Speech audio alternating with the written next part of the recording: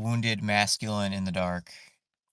It is pretty insane to go through this. It is tough. It is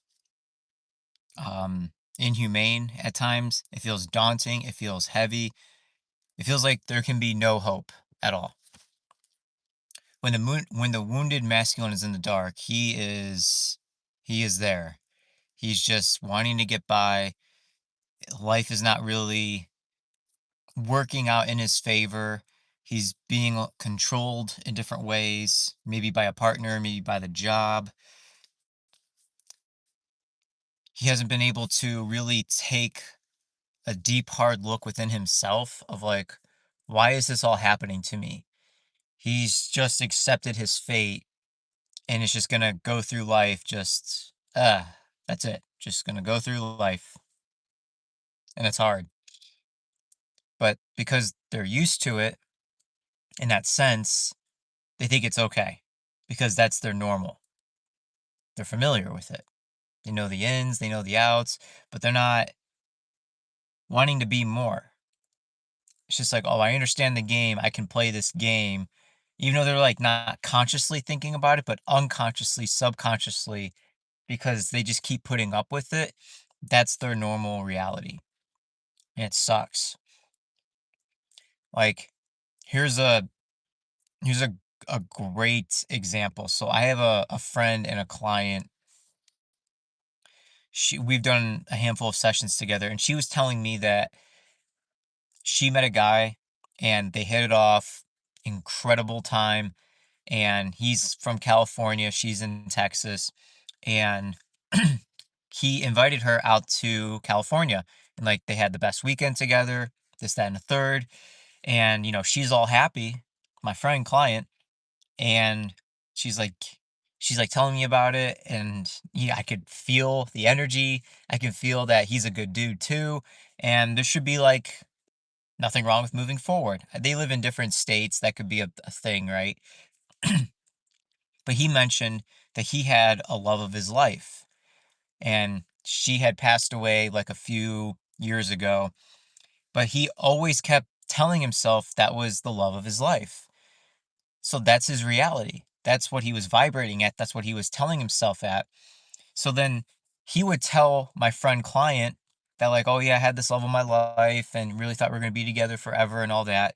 And then he started to get afraid because there was a new woman coming into his life, but he was still holding on to the idea, to the energy of the old love of his life. He couldn't let it go. So he couldn't bring in more space. Hi, everyone. Thanks for being here. So he couldn't let that go to create the new space for the new woman that really wanted to come into his life. And he just got afraid. He got scared. He was just like, "Oh, this is uncomfortable because the next phase of the relationship is happening. Like he's good for like the honeymoon phase, the first few dates, but then it starts to get serious and then the energies change and he's like, "Oh, I got to back away. This is foreign to me now cuz I'm so used to my old ways and this new change is not making me feel good and I have to get away because it's new, you know? And she was so hurt by it because she loved him. Not like I said, like, I loved you, but she loved like everything that he was doing, great job. He works out, he does traveling, lives in a great spot. He's doing super well for himself. He's a family guy. Like, it was incredible. But he was still wounded in his masculine of like holding on to some of these old stories. And I felt so bad for my friend because she's a lovely woman. She is so nice. She is beautiful. She is sweet. She is sincere. She's deeply spiritual and is super aware and in tune and has done so much for herself. And she deserves an incredible guy to date. But the guy just couldn't let go.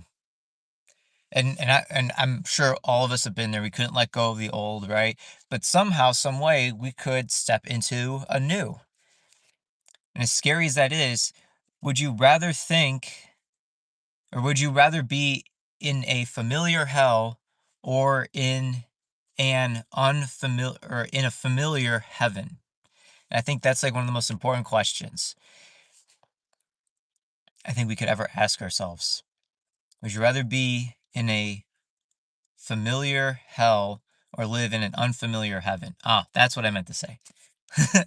A familiar hell or an unfamiliar heaven. Because whatever you're vibrating at is what you're going to be attracting. You know, that's literally going to be like one of the most important things we could ever learn. When everything is energy, science proves that it's electromagnetism. Energy can neither be created nor destroyed. Albert Einstein proved that. We're literally energetic beings having a human experience. We're able to conduct electricity. Humans can do that. A fucking potato can conduct electricity. That means we could transmute and alchemize energy. That's literally as simplistic as it can possibly get. And you can't even argue that because science will literally say everything is energy. Can't deny that. You can even prove to an atheist that God exists through energy, through science. And then they'll still probably find a way of like not wanting to believe it, even though you just proved the most simplistic scientific thing ever. Anyways, um, I have no idea what to think about Donald Trump. I'll not say if I say my name, Alexander Fox. That's my name. Um, you know, the the most important thing about wounded masculine, and sometimes like women try to fix that. There's always like some women out there be like, "Oh yeah, I think I can fix this man and make him into who I think he could be and everything like that." Sometimes it's not absolute, and that woman will, you know, do its best to try to make things happen. But then the man doesn't want to change, and then like the woman's just like wasting her time. But the guy has to like figure it out for himself. I had to figure it out for myself. I could not keep going with the way that I was. I was in dark places. I was in I was in familiar hells for years in my own mind. It was a trap. It was like the devil's playground inside of my mind back in like 2012 all the way to like 2018. Those were like the hardest times of my life. I didn't believe in myself. I didn't think I could amount to anything in my life. I didn't think I was like worthy. I was just partying, numbing, suppressing all of my feelings and emotions. Even when I got so, like, even if I got in trouble with the law for cannabis, like, I get in trouble with the law, my parents would find out, and then other people would find out. And then, I'm like, oh my God, all this pressure, all this anxiety, all this stress. I would still find a way to go smoke. Like, I didn't even care. Like, I smoked right after I almost got arrested. I was like, fuck that. Hour later, I was like, I'm smoking a bowl. I don't give a shit. I don't want to fucking feel this. I need something to distract my mind and whatever else I'm connected to, or whatever else was feeling something that was so heavy, so daunting, and so crazy. I just had to do something else. So, oh, thank you. You're very sweet. I appreciate you, Cam. Cam in a can. That's a cute name. That's funny. Um, and I would not be where I'm at today if I didn't go through my own darkness and really wanted to come out though. But I had to start asking myself some deep questions like, what do I really want in life? Who do I want to become? What do I really want to do? You know? And I also had to surrender. I had to pray so hard to God about wanting to change because I would die or end up in jail if I didn't change. The wounded masculine within me, I was afraid to be a man in this reality. Being a husband, getting a full-time job, getting all that stuff. It was insane to me.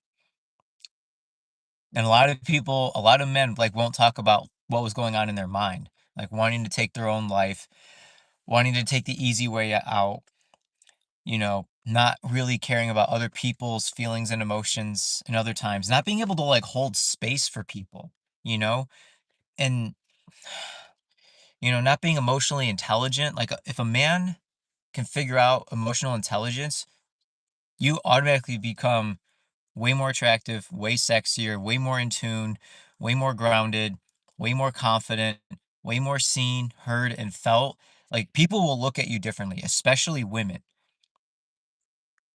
It's one of the most beautiful things ever when you can have an emotionally intelligent man who uses it for good and positive and for the love and for the light. Yeah, it's real out here.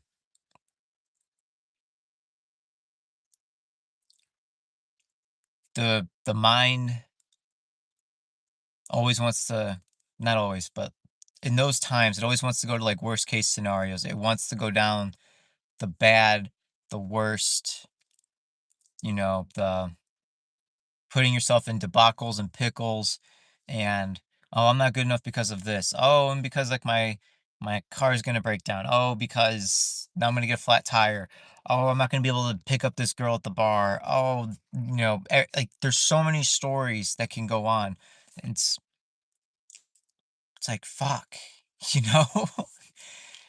The mind does that, and men don't talk about that enough. I would always go through some crazy shit in my mind. Even for things that were so beyond creative. It's like I was like Stephen King in like my own horror film. Like it was just like it would be like that, you know? And then I would also watch like horror movies at times and then, surround myself with people who were definitely not the best. But it was just all that I knew, you know? And then like when you could and then like when you place yourself in that box, then you're vibrating there. You're attracting that. Like when I hung out, when I used to be a stoner, which is so funny you just said, I wish I could smoke a bowl with you because I don't really do that anymore. Like once in a blue moon, I would be around stoners. I couldn't be around anyone else. Sometimes people who drank alcohol, but like, I wasn't gonna hang out with the fucking heroin addicts. I wasn't gonna fucking hang out with people who did meth. I had some people that were in my realm that did that, but I knew to stay away from that. But it was always stoners and people who drank a lot. And then people who played soccer, because I played soccer. Hence the Paris, Saint Germain, Saint Germain, Purple Flame, Violet Flame. It's powerful. Why did they not choose purple for their colors? That blows my mind. You're Saint Germain. You could have been the Violet Flames. That blows my mind. Why did they not think of that? That would have been immensely potent and powerful. Anyways, we can wait for the blue moon if you want. I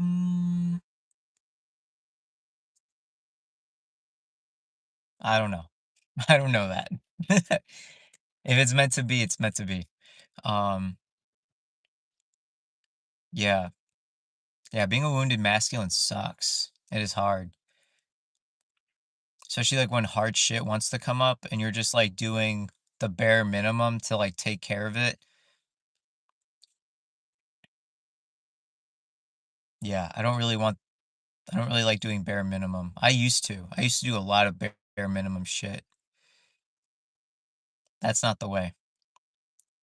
I'd rather just do the best that I can and just go all in on it. Whew. I'm gonna breathe that in.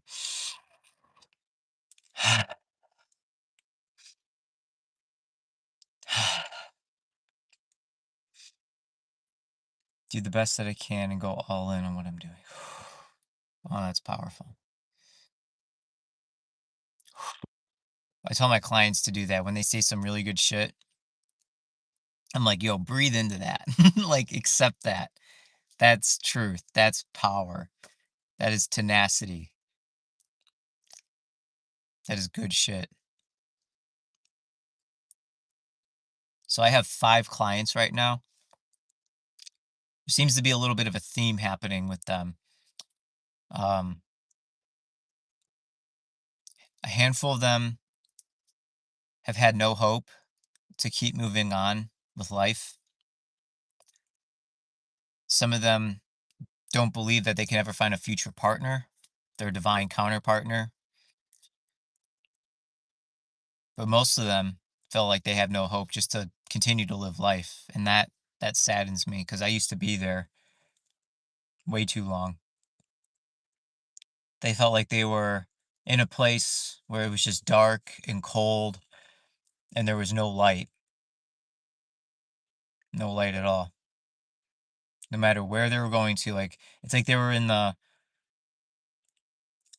like the pit from the last Bender Avatar, or Avatar: The Last Airbender. They were like the what's that place called? The Thing for Lost Souls. It felt like that's where a lot of my clients were, and they just keep going around in the same place over and over, and like they're saying the same things, and nothing's changing. It's like that place, the place of wandering lost souls from the last Airbender. Someone in here knows the actual name. I'm super close. Anyways, and then like when they start working with me, then it's like, oh my God, the light's inside of me. The light is inside of you. You have to learn how to ignite the fire within you. Because no one else is going to put that shit out. They can try to, but it's always going to be there. But you have to learn to be with that light every single day, no matter what is happening in your external reality, no matter how heavy, no matter how chaotic, no matter how loud or in your face it is. You have the power within you, but you got to do it every day. And it's hard to do that. I've seen some people 1, 2 days, oh my God, they're doing amazing. I've seen people last a month and they're doing incredible. But then like one little thing or pushes out of them, pushes out, pushes them out of alignment, pushes them out of their comfort zone of being in flow state. Bad things start to happen and then they don't know how to handle it. I've seen it. When I first started doing this, I would get people to these high vibrational states. Everything's working out for them. They're getting free drinks, free food, promotions in their job, more money. And this was back in like 22. And then I see them fall off because their mom yelled at them, or their girlfriend cheated on them, or they got broken up with, or they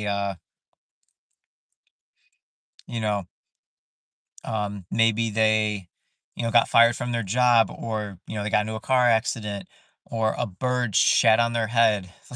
you know but then they would let that continue to go down instead of like processing it and not feeding it.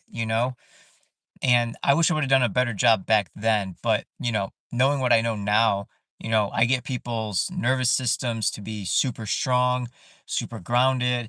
And it's like, yo, when bad shit does happen, it's like, yo, you can co-regulate yourself. You can breathe, you can journal, you can go for a walk, you can move the body, you can dance. Like there's so many things that you can do, but you got to learn how to be in that stuff. You got to learn how to, when those situations happen, like how can you control your inner state?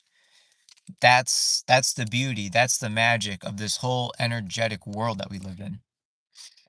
um where are you driving to? Oh, I just got um I was at the doctor's office. I had to get like a CT scan for my neck and head, and then I got a mango tangle fruit bowl, smoothie bowl, at this local place. And then I'm gonna go home in a little bit, but wanted to come on live. Thank you for asking, Cam in a can. Hi, Claire. And then, hello, Alexandra. I was wondering when you would make some content for man as you did with the female energy thing. Good to see it happening. Looking forward to checking this out. Yeah, I'm actually literally starting to do that right now. like, it's great you said that. I made a video a few days ago about the wounded masculine. So I'm going to do more about the man stuff. Yeah, yeah. I would love to help out a lot more men in this reality. They A lot of them could use it in some way, shape, or form. So I really appreciate you saying that, Olbert. Thank you. Truly. Thank you so much. Yeah, I'm actually working with a client right now. He's 20, he's 27.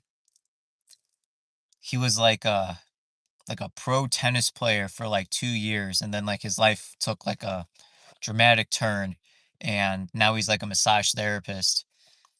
And like this dude was like, yo, I want to become a Reiki master. I want to be able to host events. I want to bring people in meditation. And I was like, bro, that's amazing. And then like we're in our first session, and I was like, bro, I'm gonna be super fucking honest with you. And I am saying this to you because I fucking care about you. You know, like you saw me and then you never gave up on me when you first met me. And I literally like want to do the same and more for you. Because he helped me like get my journey started when I first moved to Texas. Like it was so random and not random.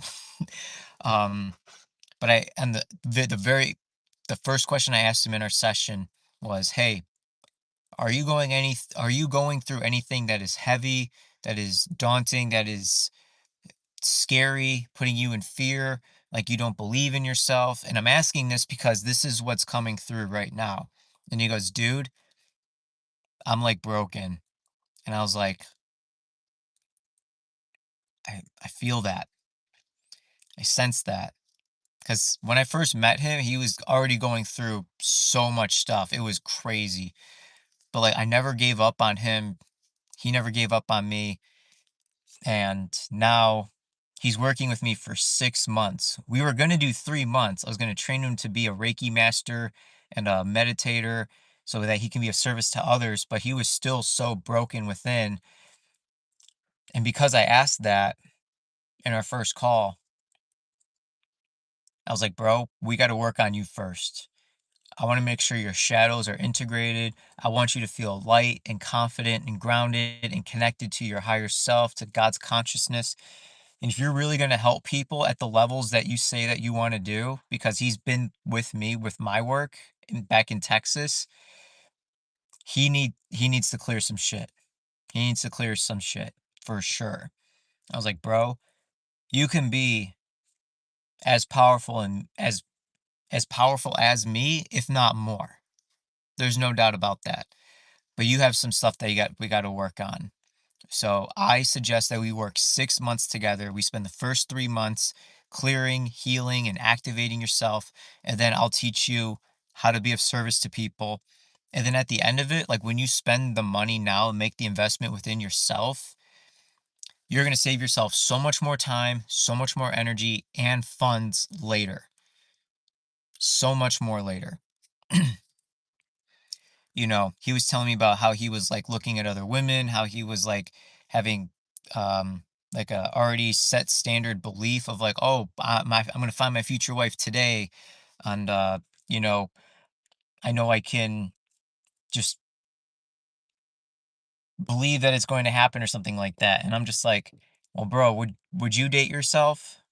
And he goes, no, I wouldn't. I was like, yeah, like, bro, I want to get you ready for your future wife because your future wife is not gonna like you right now. There's no doubt about it. If she saw you in this moment, she would be like, I don't know if I can trust this dude, you know, because he still fantasizes about other women. And it's crazy because I literally, when I look at him, it is like an old reflection of myself, like where I was at his age, 27, 26, 21, 20, all that, And I'm like, bro, I bet that you are a dude, like if you're talking with a woman and then when the conversation's over, and she like walks away, you're that dude who probably looks at her butt when they walk away. And he goes, yeah. I was like, dude, yeah, I used to do the same fucking thing. I know this.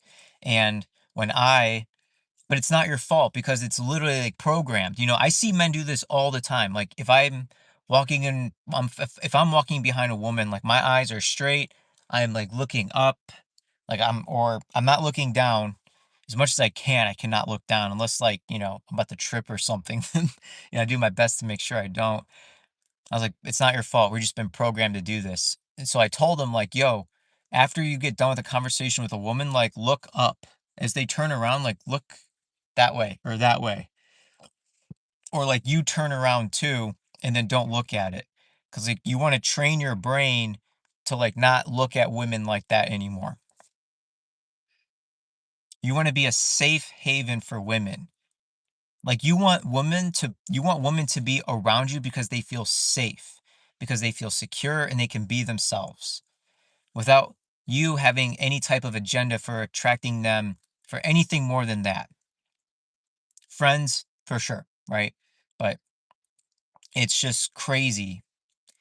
Um, just crazy what men have been like programmed to do about when they look at women.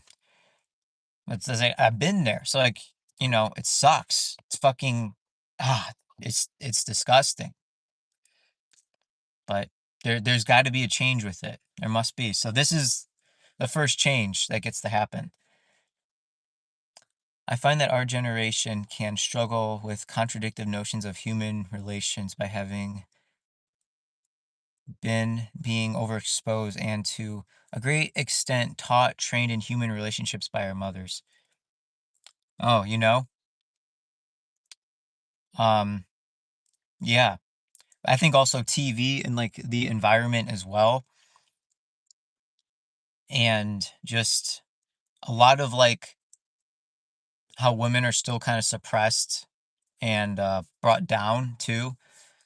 And, news media, social media as well, that does not help, which tend to have a bias in manipulative principles as opposed to a more logical approach, which I find is more aligned with what actually works for us and feel natural.